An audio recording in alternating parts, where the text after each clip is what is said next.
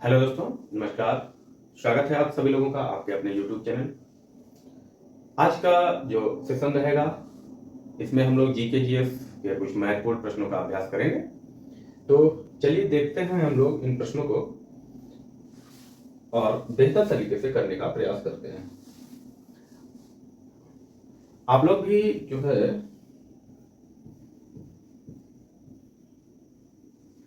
कुछ इसमें से पहले हो चुके हैं, तो हम लोग जो है उसके आगे का सेक्शन देखेंगे। आप लोग भी कोशिश कीजिएगा कि आप आंसर पहले लगाएं ताकि आपको यह पता चल सके कि आप कितना बेहतर कर पा रहे हैं। ठीक है, तो चलिए स्टार्ट करते हैं।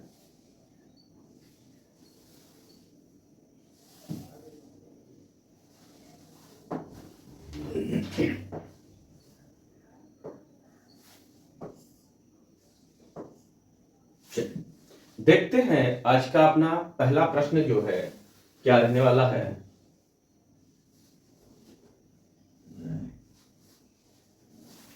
प्रश्न संख्या 27 से स्टार्ट है, जो कि आज का पहला रहेगा। इससे पहले हम लोग कर चुके हैं इनको। सविनय अवज्ञा आंदोलन का मुख्य उद्देश्य क्या था? तो सविनय अवज्ञा आंदोलन का मुख्य उद्देश्य क्या था? क्या अगस्त क्रांति के विरुद्ध था? क्या गोलमेज सम्मेलन के विरुद्ध था? विंस्टन चर्चिल का प्रतिक्रियावादी उपागम या फिर नमक कर के विरुद्ध था? यहां पर आप लोग आंसर दीजिए। तो यहां बताएंगे कि जो सविनय अवज्ञा आंदोलन था यह जो है नमक कर के विरुद्ध था। विकल्प आपका डी बिल्कुल सही रहेगा। ठीक है, विकल्प डी आपका बिल्कुल सही रहेगा। अगर सविनय अवज्ञा आंदोलन की शुरुआत पूछी जाए कि यह स्टार्ट कब हुआ था, तो बताएंगे 12 मार्च 1930 को। ठीक है, कहां से हुआ? तो साबरमती से। साबरमती आश्रम से लेकर कहां तक? दांडी तक जो है यह मार्च रहा था। दांडी तक यह मार्च रहा था कि मार्च मतलब जो है महात्मा गांधी अपने 78 अनुयायियों के साथ जो है साबरमती से दांडी यात्रा करते हैं। तो दांडी ये पहुंचते कब है? दांडी कब पहुंचते हैं? तो बताएंगे 6 अप्रैल। ठीक है, 6 अप्रैल पहुंचते हैं। ठीक है ना, 1930 में। 6 अप्रैल 1930 में। ये 24 दिन इनको लगा था। तो वहां पर कितने अनुयायी जाते हैं? 78 अनुयायी साथ में जाते हैं। और कितने मील की यात्रा की थी? तो 241 मील की यात्रा इन्होंने की थी और वहां पर नमक बनाकर जो है नमक कानून का उल्लंघन किया था। ठीक है ना, चलिए आगे देखें। अगला क्वेश्चन देखें, प्रश्न संख्या 28 देखिए। किस शासक ने भारत में तुगलक वंश की नींव रखी थी? यह प्रश्न आपको बताना है कि तुगलक वंश की नींव किसने रखी थी।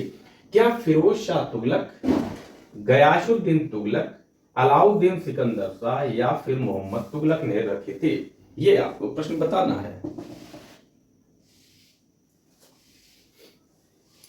तो यहां पर कौन सा विकल्प सही हो जाएगा? तो बताएंगे कि जो तुगलक वंश की नींव रखी थी वो गयासुद्दीन तुगलक ने रखी थी, अर्थात विकल्प आपका बी सही हो जाएगा।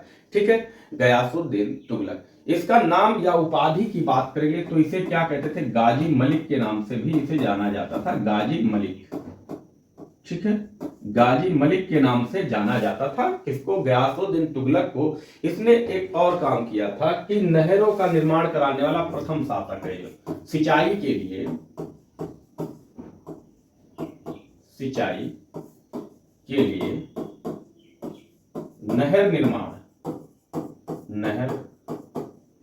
निर्माण करने वाला प्रथम शासक।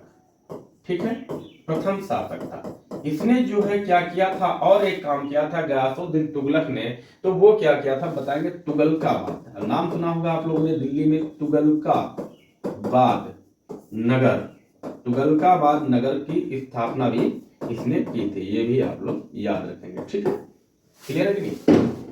चल आगे बढ़ते हैं हम लोग। अगला प्रश्न देखें, प्रश्न संख्या 29। और प्रश्न संख्या 29 में क्या कह रहा है? भद्रा वन्य जीव अभ्यारण्य किस राज्य में स्थित है? ये आप लोग जानते होंगे भद्रा वन्यजीव अभयारण्य जो है वो किस राज्य में अवस्थित है, ये आपको बताना है।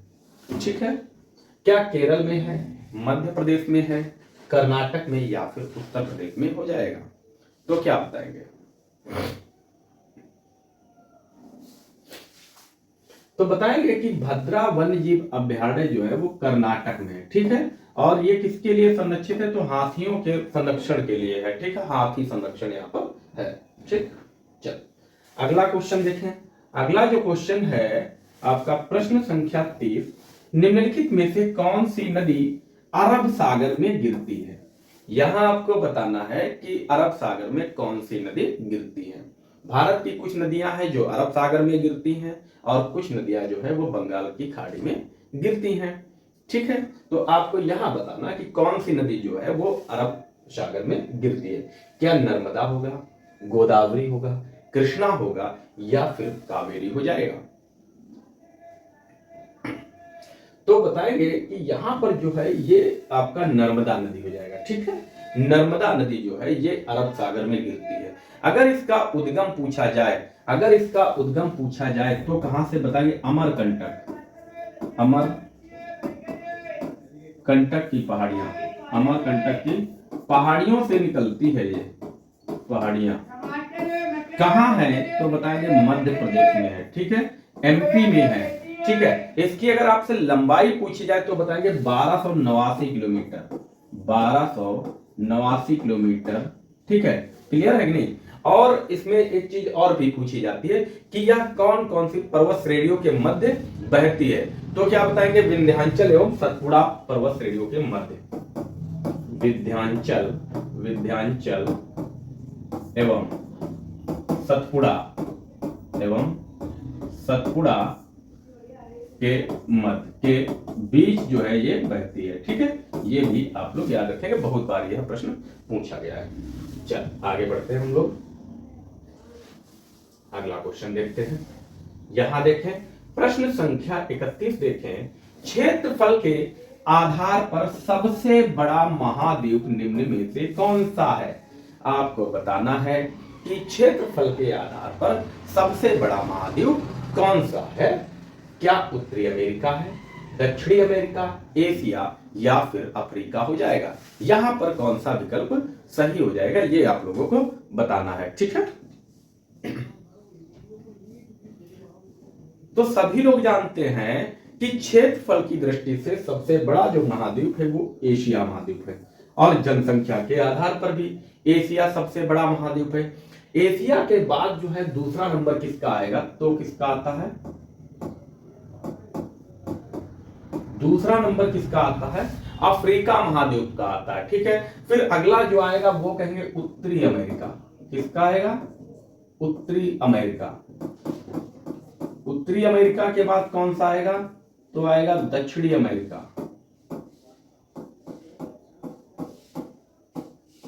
ठीक है, एशिया हो गया, अफ्रीका हो गया, उत्तरी अमेरिका हो गया, दक्षिणी अमेरिका हो गया, फिर आता अंटार्कटिका, अंटार्कटिका। अंटार्कटिका के बाद आता है यूरोप, और यूरोप के बाद आता है ऑस्ट्रेलिया। तो सबसे छोटा महाद्वीप कौन सा है? तो बताएंगे ऑस्ट्रेलिया जो है सबसे छोटा महाद्वीप है। ठीक है, प्रथम नंबर इसका है, 2, 3, 4, 5, 6 और 7 टोटल महाद्वीप है, ये आप लोग जानते होंगे, है ना? चल आगे देखते हैं। अगला जो है प्रश्न संख्या 32 देखिए, निम्नलिखित में से किस शहर में सेंट्रल फुटवेयर ट्रेनिंग इंस्टीट्यूट स्थित किया गया? सेंट्रल फुटवेयर ट्रेनिंग इंस्टीट्यूट ये कहां स्थित है या इसकी स्थापना कहां हुई है, ये आपको बताना है। क्या कानपुर में है, आगरा, लखनऊ या फिर नोएडा में है? तो यह कहां है? तो बताएंगे कि सेंट्रल फुटवेयर ट्रेनिंग इंस्टीट्यूट जो है ये आगरा में है। ठीक है, कहां है? आगरा में है। ठीक है ना, ये यूपी स्पेशल की दृष्टि से बहुत महत्वपूर्ण रहेगा। इसकी स्थापना अगर पूछी जाए, स्थापना अगर इसकी पूछ ली जाए, स्थापना कब हुई तो बताएंगे 1963 ईस्वी में। ठीक है, 1963 ईस्वी में क्लियर है कि नहीं? चल आगे बढ़ते हैं हम लोग। अगला जो प्रश्न है, और ये प्रश्न देखें काफी बड़ा सा प्रश्न है। प्रश्न संख्या 33। एक पुलिस अधिकारी के रूप में विधवा, तलाकशुदा या परित्यक्त महिलाओं को समान संपत्ति अधिकारों से वंचित करते कुछ धार्मिक रीति रिवाजों को उठाया जाता है, ठीक है? तो आप क्या करेंगे? यदि समुदाय में मानदंड लंबे समय से स्वीकृत है तो मामलों को तुरंत खारिज कर देना चाहिए क्या? क्या रीति रिवाज के आधार पर खारिज करेंगे क्या, पहले से अगर चल रहा है? विकल्प भी देखे, देरी को कम करने के लिए मामलों को फास्ट ट्रैक अदालतों में भेजना चाहिए, या फिर लैंगिक अधिकारों पर जिला जागरूकता अभियान चलाने चाहिए, या फिर अनुचित पारंपरिक रीति रिवाजों का स्थान लेने वाले कानूनों का हवाला देना चाहिए। तो यहां पर क्या होगा? तो कहेंगे यहां पर विकल्प डी आपका बिल्कुल सही हो जाएगा, ठीक है? विकल्प डी सही हो जाएगा। चलिए आगे देखें। अगला जो प्रश्न है, इसी तरीके से एक और प्रश्न है आपके लिए। प्रश्न संख्या 34। एक पुलिस अधिकारी के रूप में कुछ जनजातियां गलती से आदतन अपराधी समझे जाने की शिकायत करती हैं, आपको क्या करना चाहिए? क्या बलात् कबूलनामे की निगरानी के लिए निगरानी शिकायत प्रकोष्ठ स्थापित करना चाहिए, या फिर वंचित जनजातियों के अधिकारियों को नियुक्त करते हुए विविधता कोटा लागू करना चाहिए, या फिर सहभागिता दृष्टिकोण को पुनः व्यवस्थित करने के लिए समुदायों के साथ बैठकें करना चाहिए, या फिर पारंपरिक मान्यताओं को पुनर्जीवित करने के लिए बड़े पैमाने पर परामर्श कार्यक्रम लागू करने चाहिए? तो इसमें क्या करेंगे? तो यहां बताएंगे कि जो है सहभागिता दृष्टिकोण को पुनः व्यवस्थित करने के लिए समुदायों के साथ बैठकें करना चाहिए, ठीक है? सहभागिता होनी चाहिए, ठीक है ना? चल आगे देखें। प्रश्न संख्या 35 देखिए। एक पुलिस अधिकारी के रूप में आप एक आपराधिक जांच में शामिल हैं। निम्नलिखित में से उस दस्तावेज का नाम क्या है जिसे आपको जांच पूरी करने के बाद अदालत में जमा करना होगा? तो इसे क्या कहेंगे? क्या जमानत आवेदन कहेंगे, आरोप पत्र कहेंगे, गिरफ्तारी वारंट कहेंगे, या प्रथम सूचना रिपोर्ट कहेंगे? उसको आप क्या कहेंगे, ये आपको बताना है। तो जो अपराधी होता है और उसके अपराध की जो जांच की जाती है, ठीक है, और जांच करने के बाद अदालत में जो अंतिम रिपोर्ट पेश की जाती है, ठीक है, यह जो है अपराध का मुख्य दस्तावेज होता है, जिसे कहते हैं आरोप पत्र, ठीक है? क्या बोलते हैं? आरोप पत्र बोलते हैं, जिसे बोलते हैं चार्जशीट। क्या बोलते हैं? चार्जशीट बोलते हैं, ठीक है? आरोप पत्र यह जो है अपराध का जो है प्रमुख दस्तावेज होता है और पुलिस द्वारा जो है पेश की गई अंतिम रिपोर्ट होती है जो अदालत में पेश की जाती है, ठीक है ना? चलिए आगे देखें। प्रश्न संख्या 36 देखिए। उत्तर प्रदेश में सबसे लंबी नहर कौन सी है? आपको यह बताना है कि उत्तर प्रदेश में सबसे लंबी नहर कौन सी है। क्या आगरा नहर है, क्या ऊपरी गंगा नहर है, शारदा नहर है, या फिर निचली गंगा नहर है? तो यहां पर कौन सा होगा ये आपको बताना है। तो यहां कौन सा हो जाएगा? तो बताएंगे कि यहां पर जो है जो होगा वो शारदा नहर होगा, ठीक है? शारदा नहर होगा जो कि उत्तर प्रदेश में सबसे लंबी नहर है। शारदा नहर निकलती कहां से है? शारदा नहर निकलती कहां से? तो बताएंगे ये शारदा नदी से निकलती है। कहां से निकलती है भाई? शारदा नदी से निकलती है, ठीक है? नंबर 1 की बात, शारदा नदी से निकलती है। अगर इसके निर्माण की बात की जाए, इसका निर्माण कब हुआ? तो इसका निर्माण हुआ कब है? तो क्या बताएंगे 1920 में, ठीक है? 1920 से 1928 का जो कार्यकाल रहा बीच में, उसमें जो है इसका निर्माण हुआ है। क्लियर है कि नहीं? ठीक है। और जो है ये बनवासा स्थान से निकलती है, ठीक है ना? उत्तर प्रदेश, उत्तराखंड और नेपाल की सीमा पर जो स्थित है बनवासा। कहां से?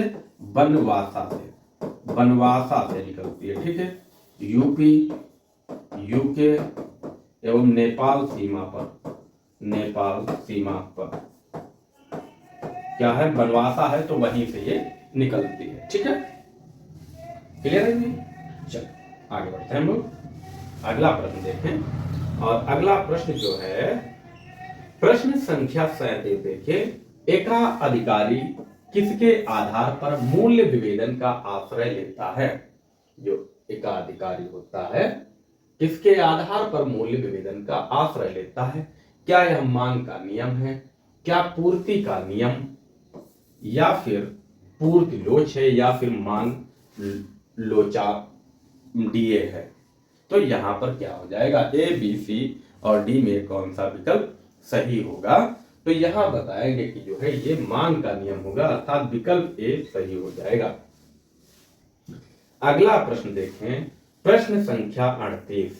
और प्रश्न संख्या 38 में क्या कहा गया है? आर्थिक आयोजना एक अनिवार्य अभिलक्षण है।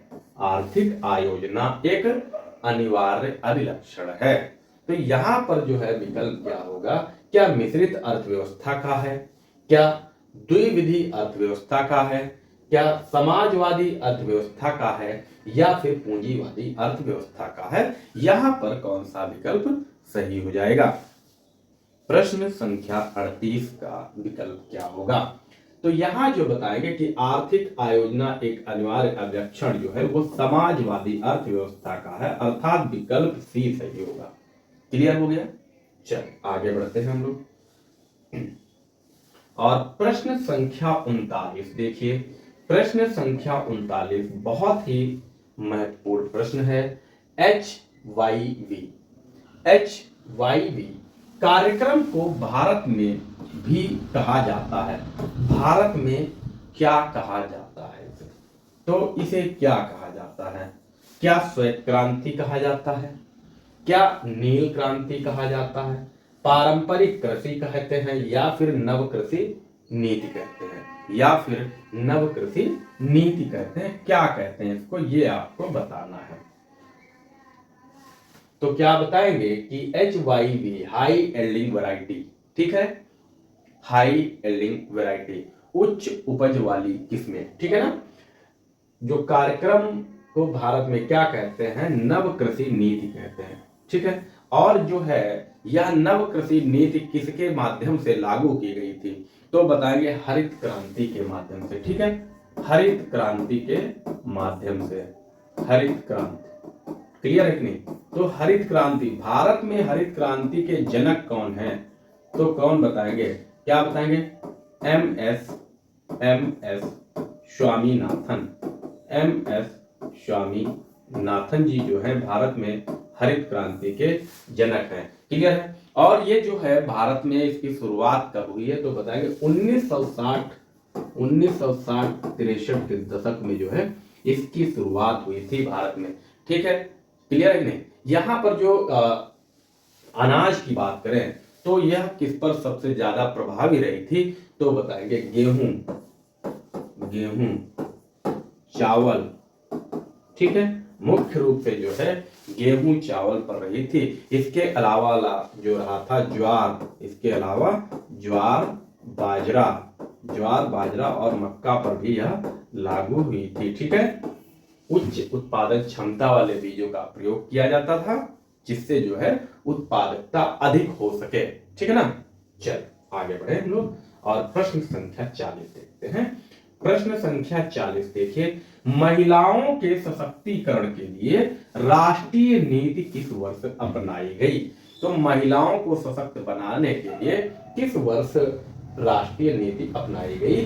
क्या वर्ष 1991 में, क्या 1995, 2001 या फिर 2005 में अपनाई गई थी? तो ये आपको बताना है।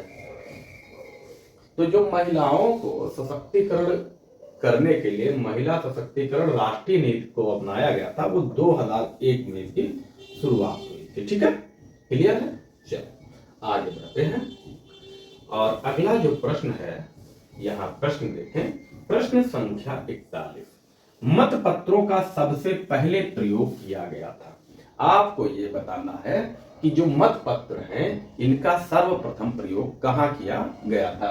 क्या प्राचीन यूनान में किया गया था, क्या इंग्लैंड में किया गया था, ऑस्ट्रेलिया में, या फिर यूएसए में किया गया था? ये आपको प्रश्न बताना है। तो कहाँ किया गया था?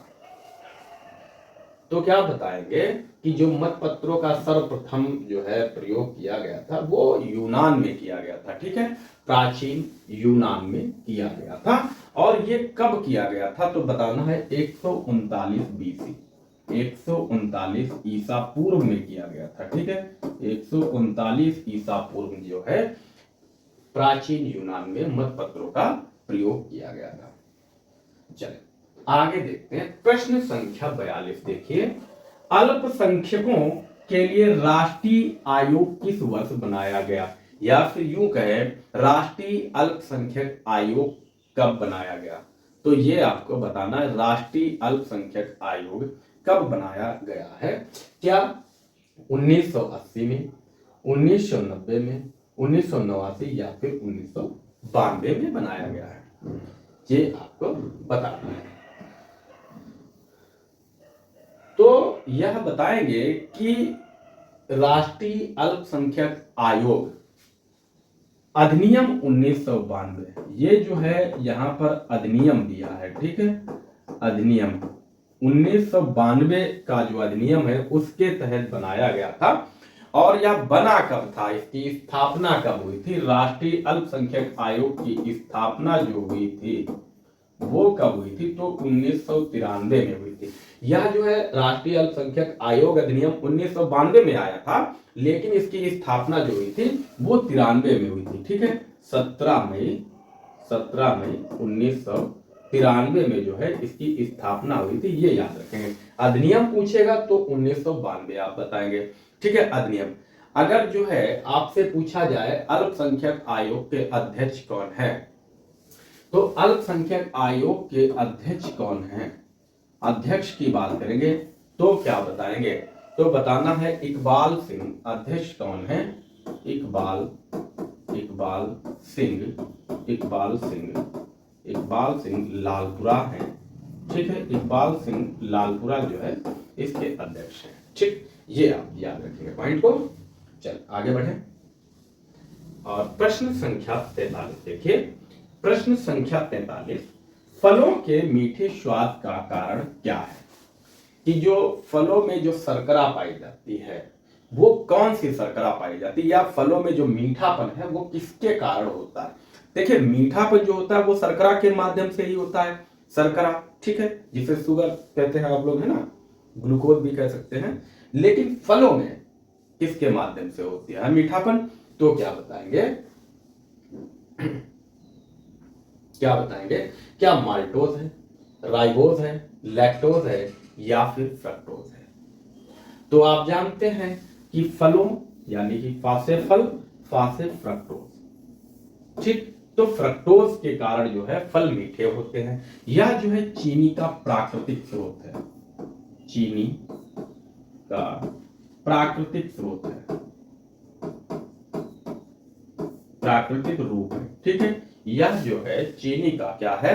प्राकृतिक रूप कहा जाता है इसे। ठीक है, लैक्टोज जो है ये किस में पाया जाता है? तो लैक्टोज जो है वो दुग्ध में पाया जाता है, या दुग्ध उत्पाद में कहेंगे। माल्टोज जो है ये अनाज में होता है। ठीक है, अनाजों में जो मीठापन होता है वो माल्टोज के कारण होता है। ये भी पॉइंट आप लोग याद रखिएगा। ठीक है ना। चलो आगे बढ़ते हैं। प्रश्न संख्या 44 देखें। प्रश्न संख्या 44 देखिए कि सबसे चमकीला ग्रह कौन सा है? ये आपको बताना है कि सबसे चमकीला ग्रह कौन सा है। क्या बृहस्पति है, मंगल है, या फिर शुक्र है? तो यहां पर कौन सा विकल्प होगा? तो बताएंगे कि सबसे जो चमकीला ग्रह है वो शुक्र है। ठीक है, सबसे चमकीला ग्रह शुक्र है। और पृथ्वी के सबसे पास पृथ्वी का निकटतम ग्रह है। ठीक है, इसे भोर का तारा, सांझ का तारा भी कहा जाता है। ठीक है, इसे जो है प्रेशर कुकर भी कहा जाता है, प्रेशर कुकर भी कहा जाता है। और जो है ये सबसे गर्म ग्रह भी है, सबसे गर्म ग्रह, सबसे गर्म ग्रह भी है। इसे जो है सौंदर्य का देवता भी कहा जाता है। क्या कहते हैं? सौंदर्य का देवता कहते हैं, सौंदर्य का देवता भी इसे कहा जाता है। ये भी आप लोग याद रखेंगे, ठीक है ना। चलिए आगे बढ़ते हैं हम लोग।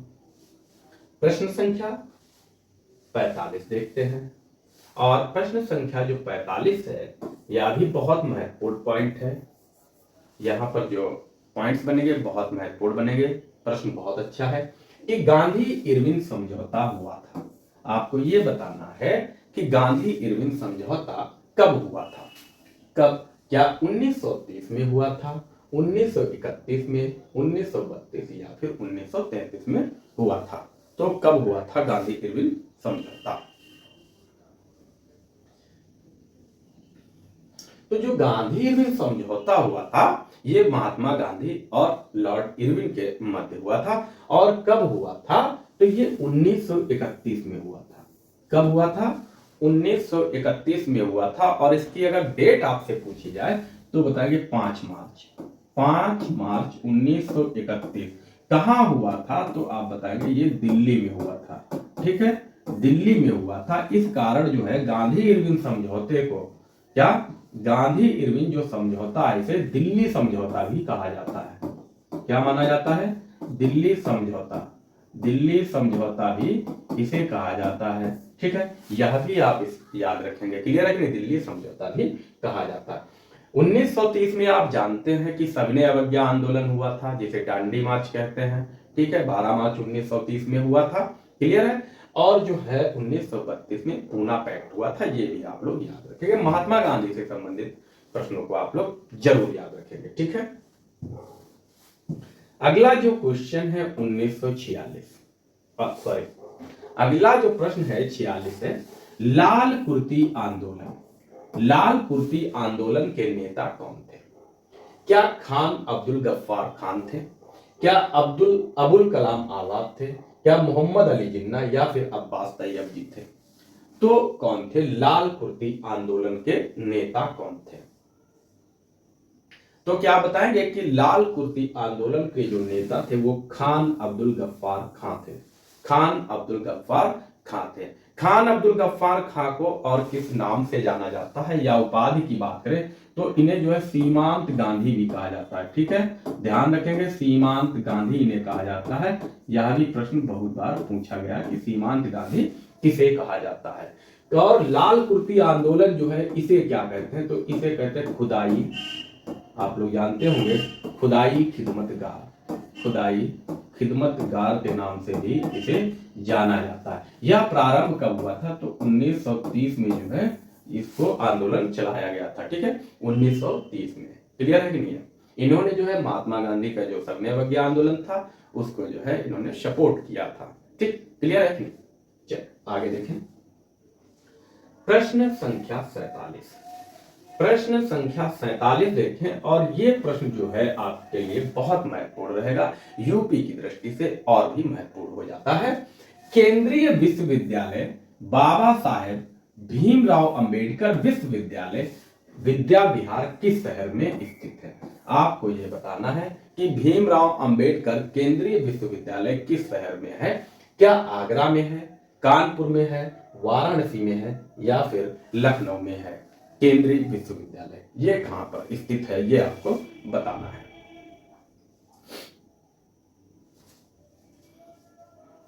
तो क्या बताएंगे कि बाबा साहब भीमराव अंबेडकर जो केंद्रीय विश्वविद्यालय है वो लखनऊ में है। कहां है? लखनऊ में है। इसकी स्थापना कब हुई थी? तो इसकी स्थापना जो हुई थी वो 1996 में हुई थी। 1996 में इसकी स्थापना हुई थी। ठीक है, किसकी? भीमराव अंबेडकर विश्वविद्यालय। अगर आपसे पूछा जाए केंद्रीय विश्वविद्यालय, टोटल केंद्रीय विश्वविद्यालय कितने हैं तो आप बताएंगे 6 केंद्रीय विश्वविद्यालय हैं। ठीक है ना, 6 केंद्रीय विश्वविद्यालय हैं। कौन कौन सा है? जैसे अलीगढ़ विश्वविद्यालय हो गया, ठीक है, अलीगढ़ विश्वविद्यालय हो गया, एक बनारस विश्वविद्यालय बाबा साहब भीमराव अम्बेडकर हो गया, ठीक है, अलीगढ़ विश्वविद्यालय अलीगढ़ हो गया, बनारस हिंदू विश्वविद्यालय बनारस हो गया, ठीक है ना। फिर बताएंगे राजीव गांधी राष्ट्रीय विमानन, राजीव गांधी राष्ट्रीय विमानन विश्वविद्यालय, ये जो है आपका अमेठी में है। इसके अलावा जो है रानी लक्ष्मीबाई, ठीक है, रानी लक्ष्मीबाई केंद्रीय कृषि विश्वविद्यालय, ये जो है झांसी में है। क्लियर है कि नहीं? आप नोट कर लेंगे इनको, ठीक है, दोबारा जो है रिपीट कर लीजिएगा, तो इसको नोट कर लीजिएगा। क्लियर है? चलिए आगे देखें।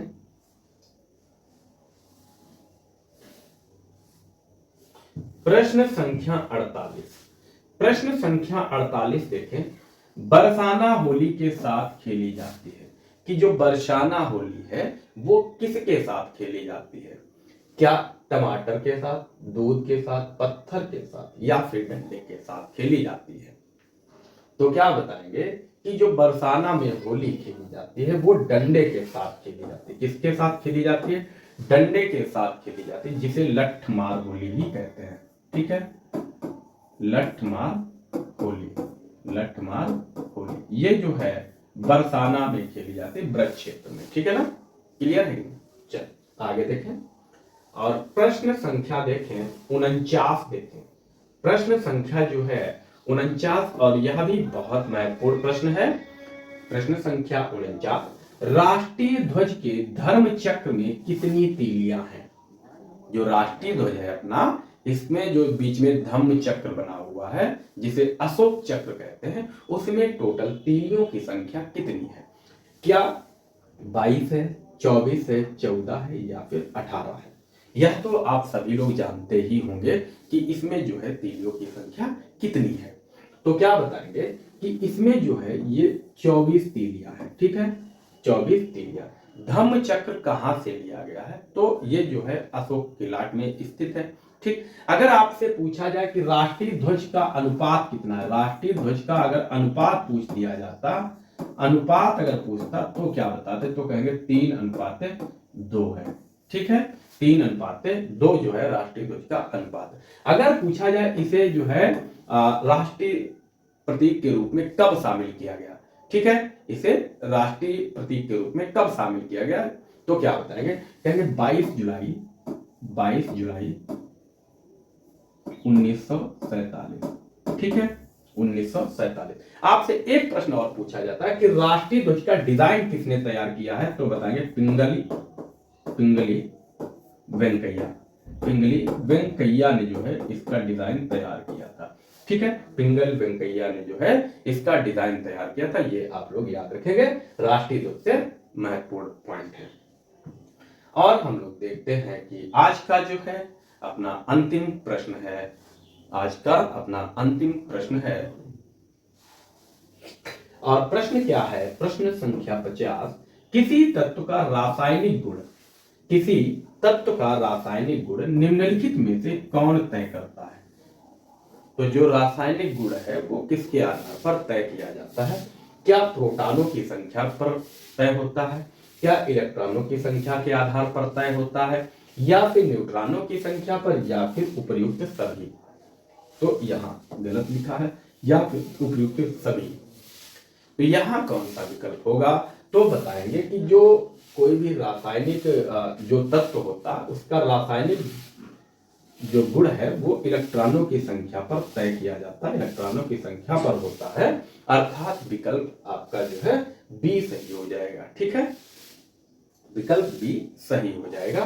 तो आज हम लोगों ने जो है महत्वपूर्ण प्रश्न किए हैं, और बाकी आप लोग जो है अपनी राय जो है कमेंट करके बताएं कि आपको जो है वो सेशन कैसा लगा है, ठीक है, आप लोग जो है कमेंट करके जरूर बताएं।